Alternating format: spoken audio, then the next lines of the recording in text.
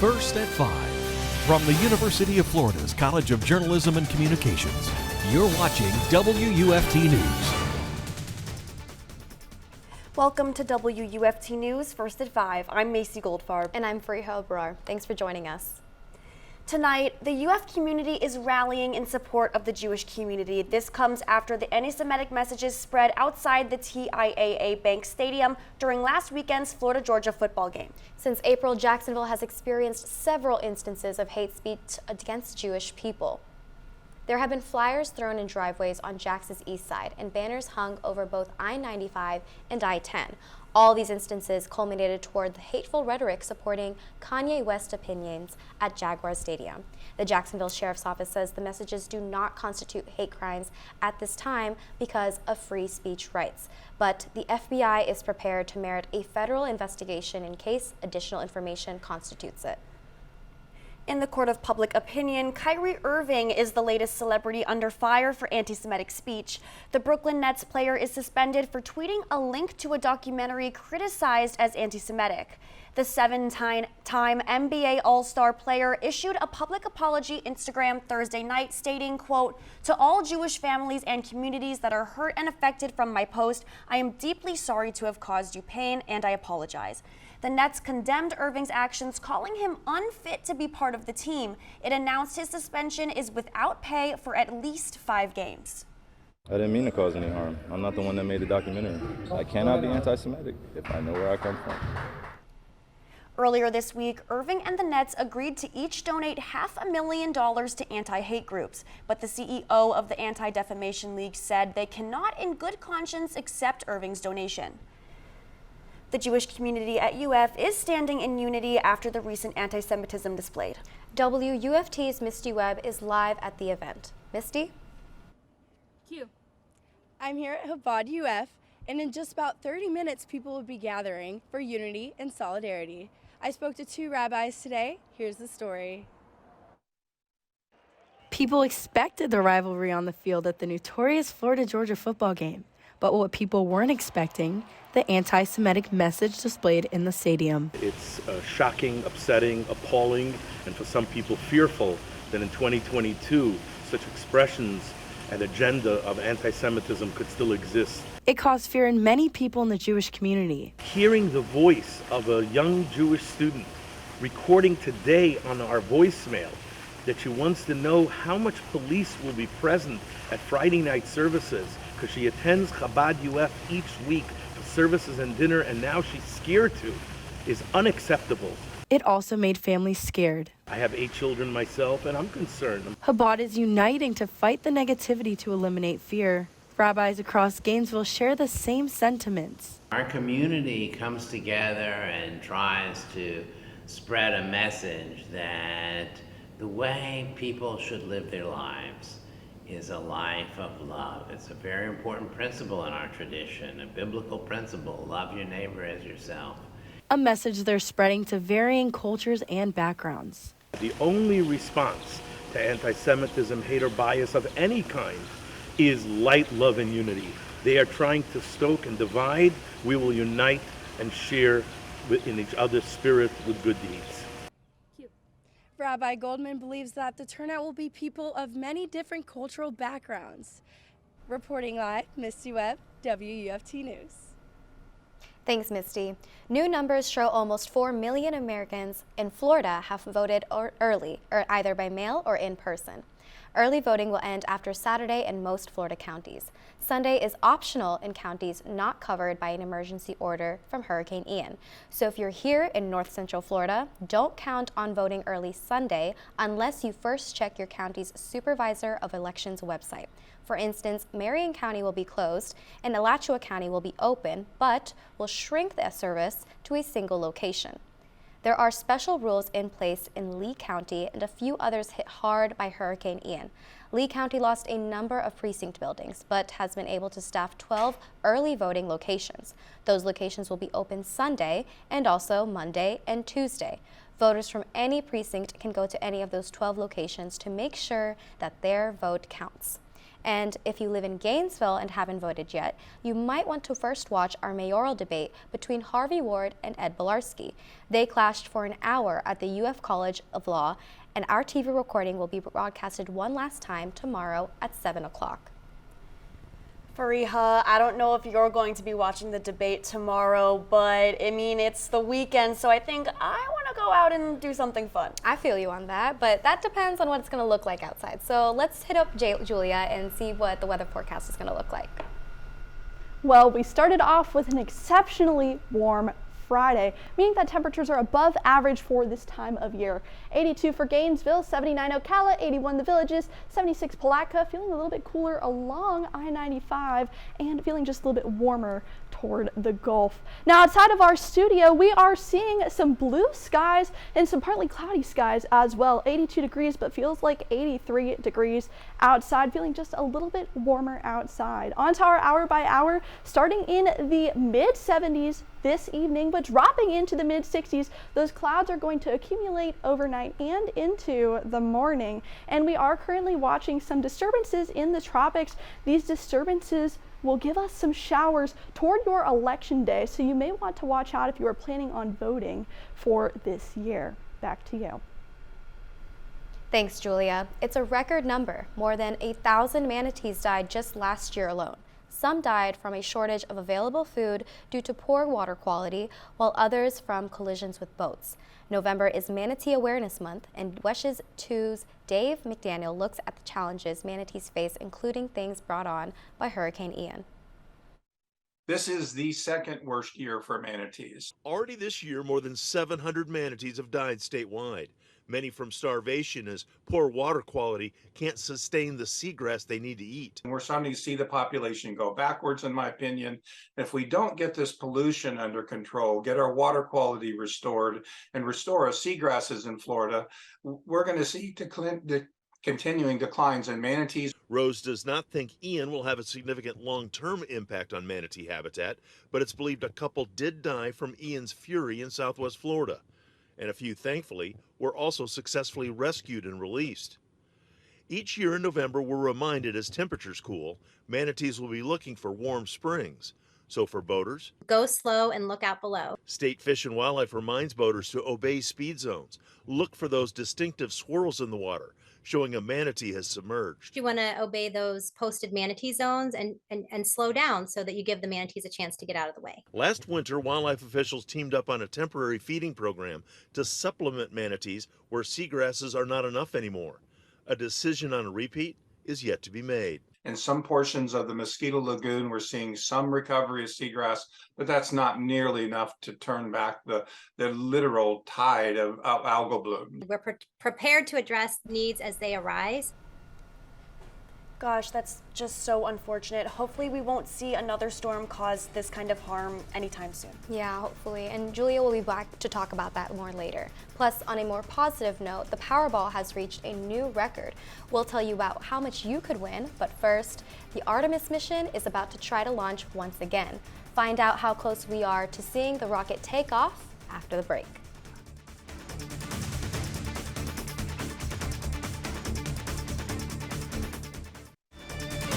You're watching WUFT-TV News.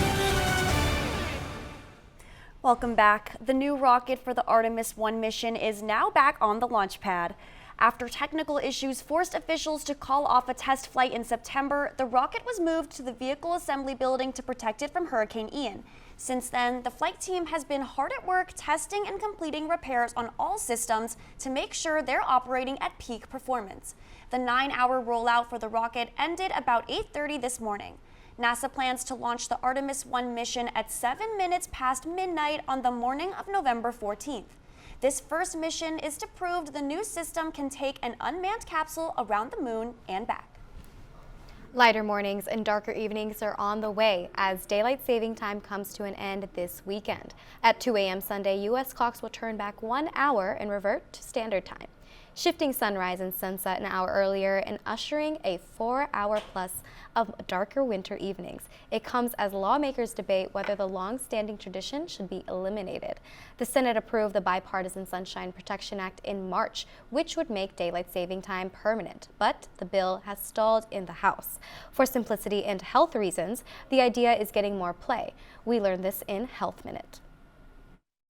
If shifting your clock has you reaching for another cup of joe in the morning, you're not alone. When you lose an hour or gain an hour, you're playing with your body's clock overall, and this can cause a lot of different consequences. Neurologist Mari Horvat with Cleveland Clinic's Sleep Disorder Center says it's easier to see the struggle to the time change in spring, but falling back can be hard on your body as well. That's why she says it's important to make some changes now. Gradually shift your internal clock by adjusting sleep and wake times by 15 or 20 minutes a day. It might seem like it's a small change. It might seem like, gosh, I get this extra time to sleep in, but it really can have detrimental effects, and especially on our mood overall.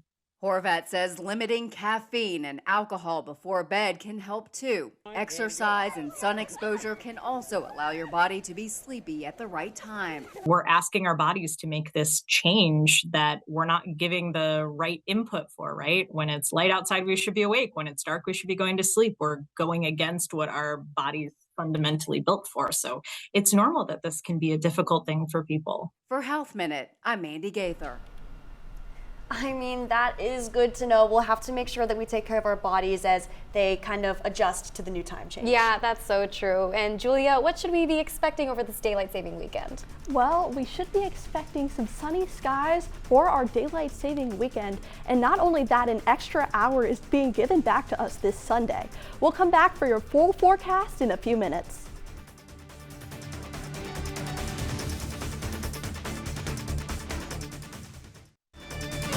You're watching WUFT-TV News. Started off with an exceptionally warm Friday evening, currently in the upper 70s, 79 Gainesville and Ocala, 82 the Villages, 81 Bronson, and a little bit cooler along I-95. And those wind gusts and wind in general looking to be pretty high. Those high values around 20 miles per hour, 21 miles per hour in Palatka, 20 in Ocala, 23 for the Villages.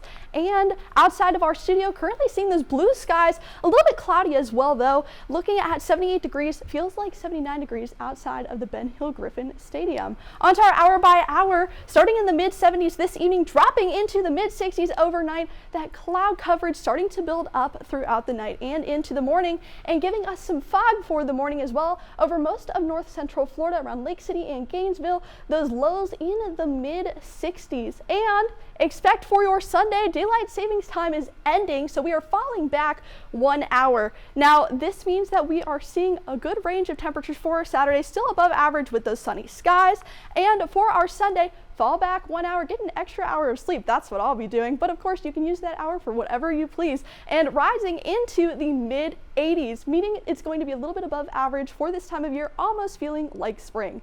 On to our fall foliage index around Dahlonega, currently seeing those past peak conditions for our foliage, and Pigeon Forge, home of Dollywood, if you plan on traveling there, seeing peak foliage for right now. Now, if you're going to the Florida and Texas game in College Station, seeing those patchy foliage conditions, meaning that we're starting to get some color in our leaves. So for this week, we are tracking the tropics. We are possibly going to be getting lots of showers for our weekend. So you'll be seeing this low pressure system bringing some showers throughout Monday and into Tuesday, making for a rainy election day. Overall, staying pretty muggy throughout the week, and then lowering to those drier conditions. So you're going to see sunny skies for the weekend. We're going to fall back 1 hour, and that chance for showers is going to occur Tuesday and Wednesday. On to our 6-day outlook, staying above average for this time of year, fall back on Sunday, and then dropping into the 70s. Back to you.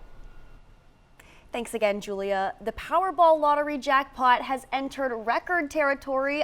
Lottery officials announced today that the grand prize is now up to $1.6 billion. The last time someone won the jackpot was August 3rd, and the jackpot has been rolling over and increasing since then. The largest jackpot before was $1.586 billion, which was split between 3 winning tickets in 2016. Man, you know, no football in the Florida swamp tomorrow. I'm sad. Don't be. We will have tickets to the football games that you can get. And I hear it's almost playoff season.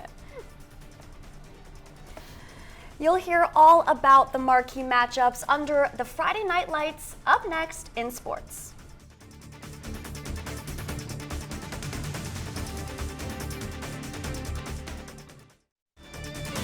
You're watching WUFT-TV News. Welcome to sports. I'm Julianna Reichenbach. We're 11 weeks in, and the final regular season Friday Night Lights is here. It's certainly a grand finale as we've got two big rivalry games. First, we've got a matchup between city rivals, Gainesville and Eastside. While the Hurricanes are still going for their first win, the Rams are 6-2 and looking like they're heading to the state playoffs. Kickoff is set for 7 p.m. at Citizens Field. Another big game will go down in Chiefland, a matchup between two state playoff locks. The revived Williston Red Devils are hanging on to their undefeated record. Williston head coach Robbie Pruitt led the Red Devils from 1-8 to 9-0 so far in his first season. Now Pruitt and his team are bracing for the 6-1 Indians.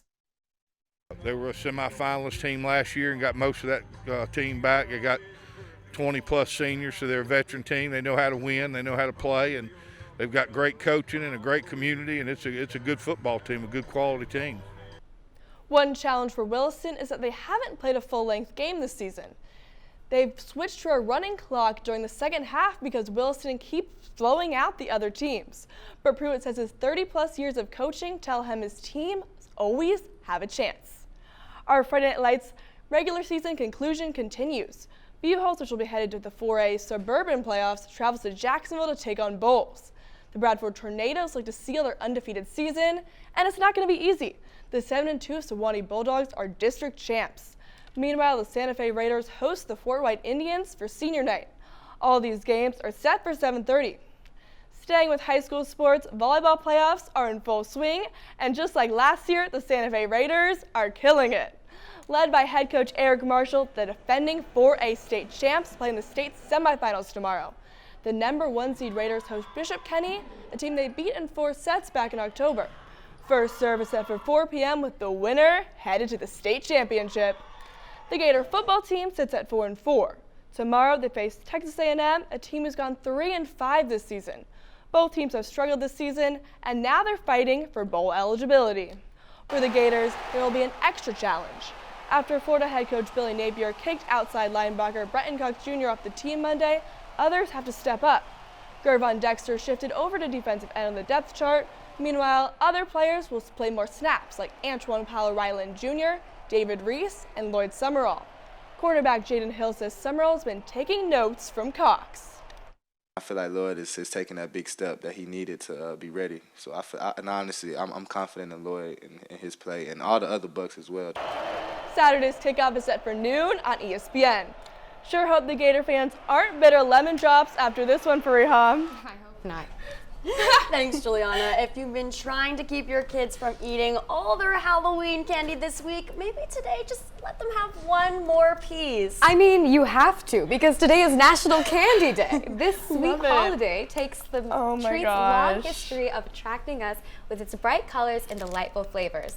The term was coined in the late 13th century. Back then, sugar was not readily available, so candy makers coated nuts, fruits, and flowers with honey. But since the late 1970s, the world has been producing more sugar than can be sold, making candy attainable and very cheap.